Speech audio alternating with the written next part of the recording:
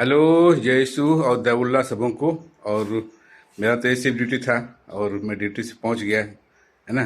Sunday और वाला जयसु। Sunday वाला जयसु रह गए। हाँ। गिरजा तो मैं नहीं जा सका, पेट पूजा के लिए व्यवस्था करना था ना, इसलिए मैं नौकरी बजाने चला गया था। और देखिए मैडम क्या क्या बनाई है आज। हेलो। हाँ, देखिए। तो आज का लंच तो बना है चिकन और दाल और भात और सलाद।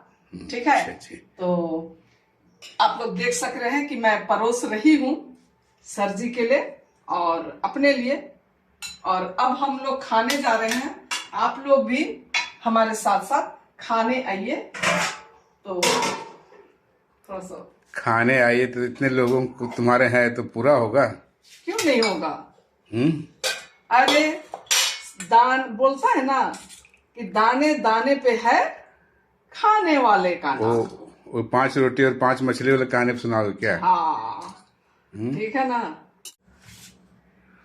ये रहा कुछ आज का दोपहर का खाना। आप लोग सब आइए हमारे साथ खाने में शरीक हो जाइए। ठीक है। चलिए ठीक है, हम लोग खाते हैं, है ना। चलिए, आप लोग तो खा लिए होंगे, 3 बजने वाला है।